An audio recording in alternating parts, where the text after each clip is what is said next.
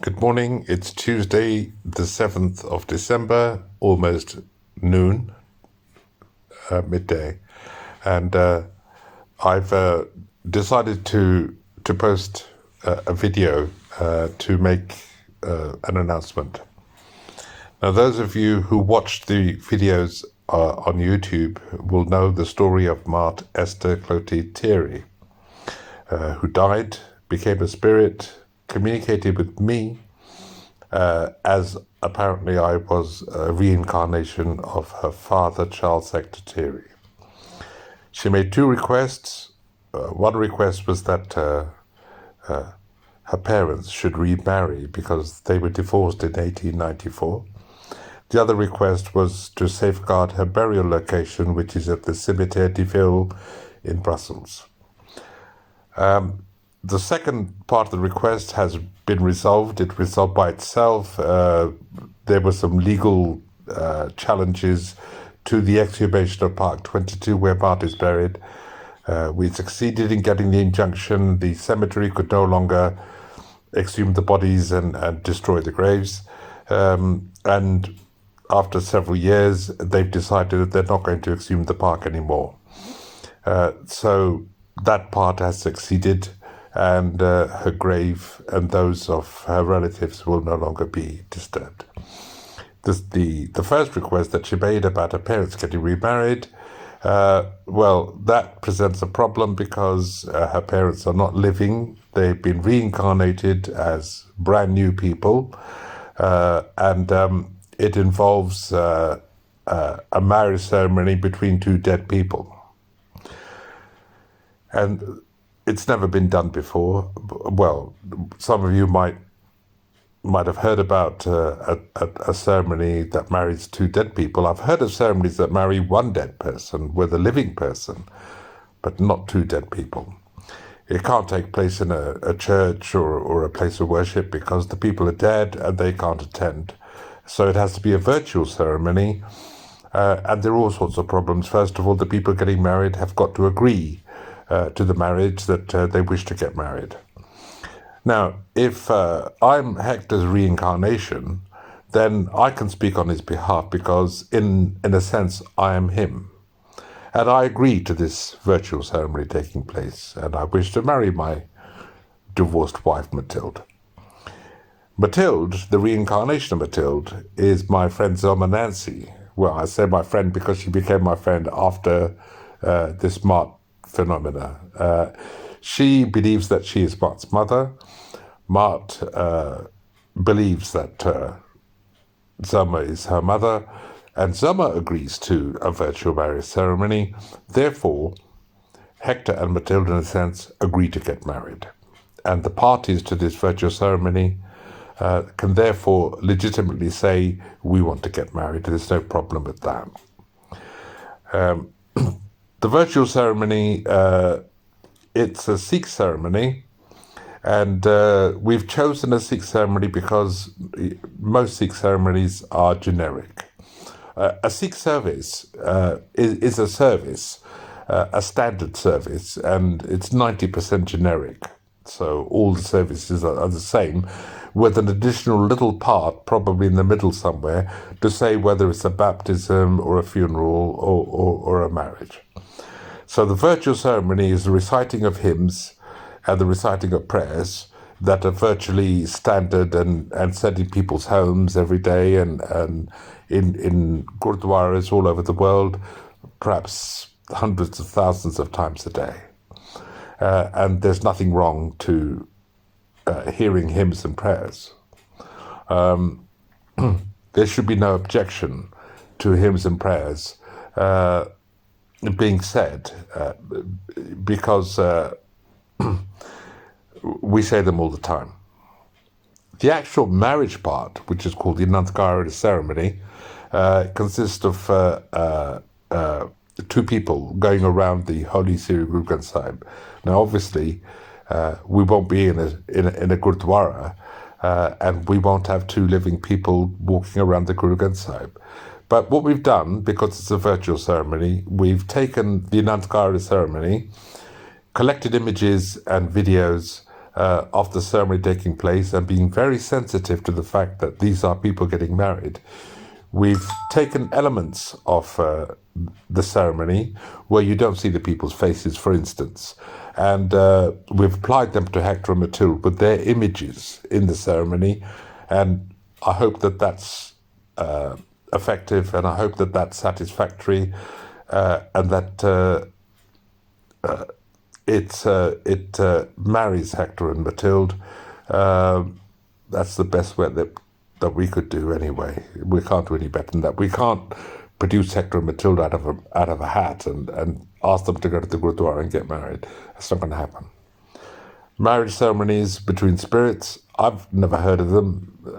Probably this is the first such event. And what makes it binding is the fact that the two people getting married were the people who had died.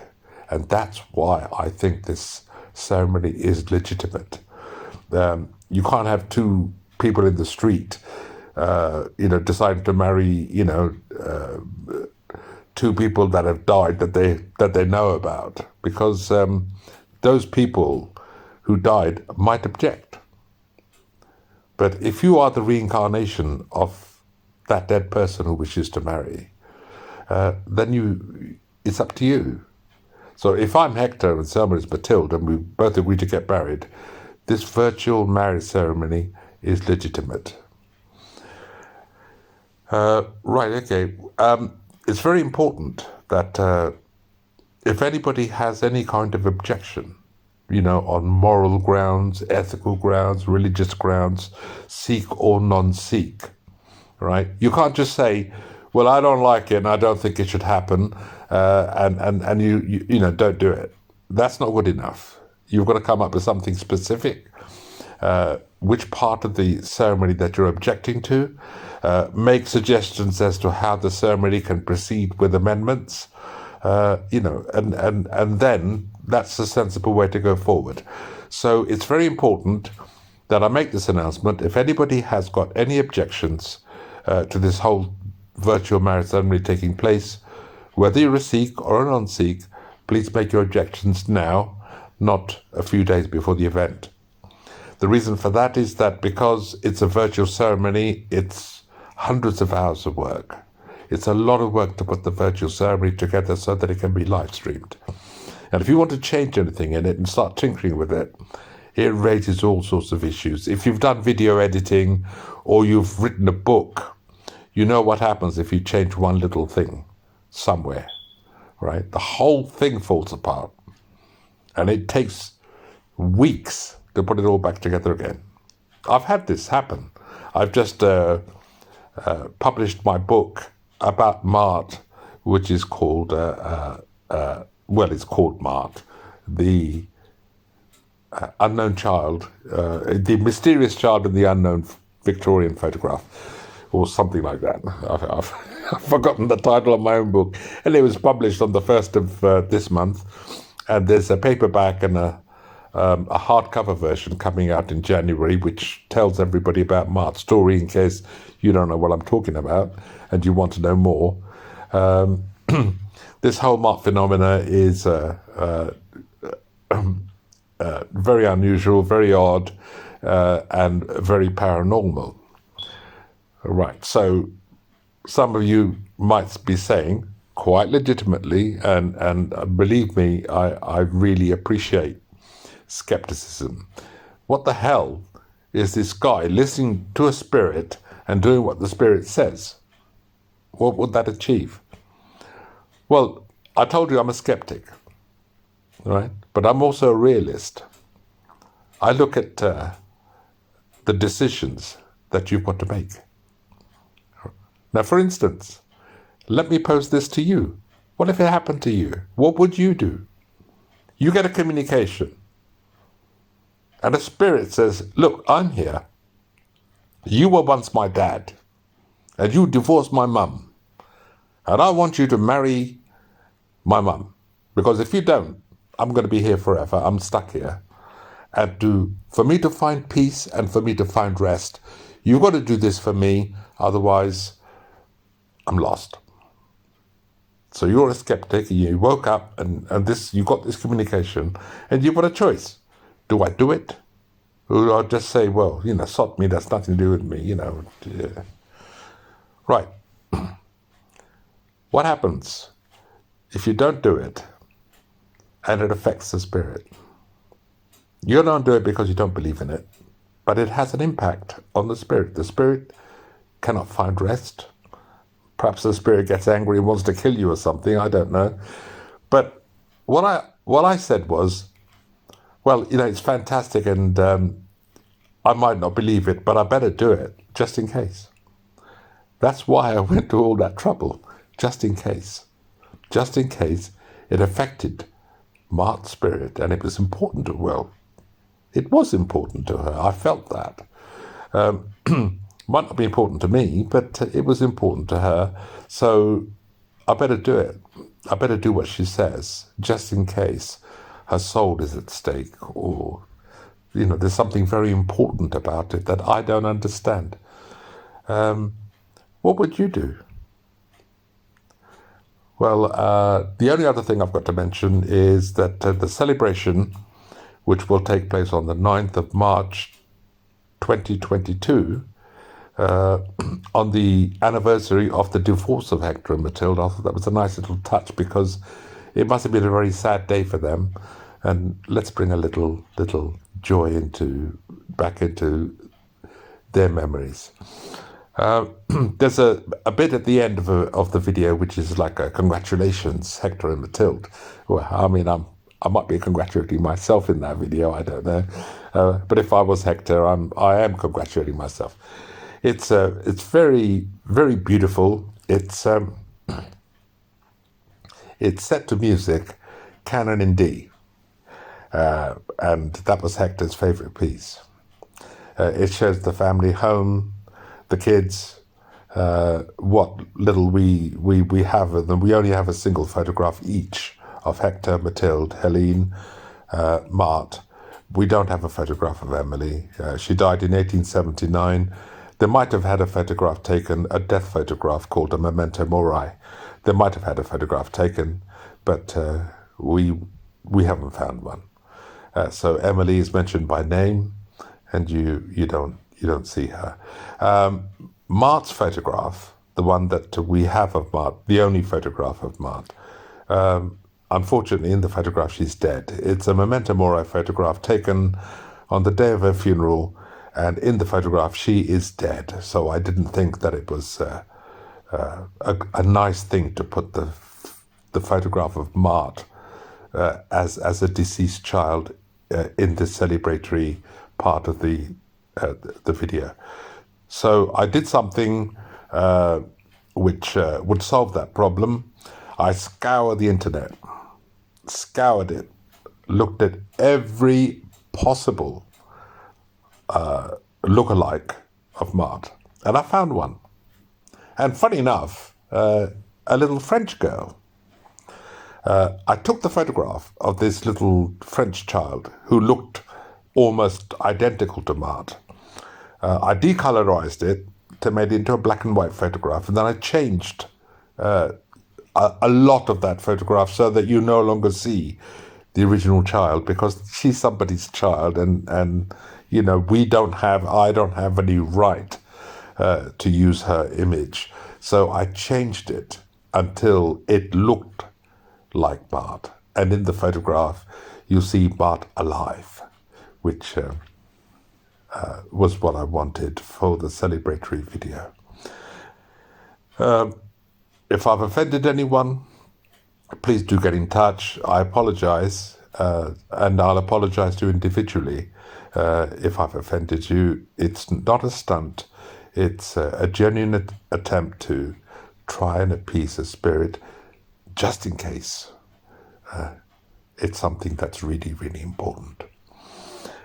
If you object to, the principle of two dead people getting married, give me your views. You might not succeed in persuading me, but I'm under no obligation to accept your point of view. Nobody is. You're not under any obligation to accept my point of view. We have freedoms of expression, and you can't just simply object to something, on the principle that you wouldn't do it. That's not good enough.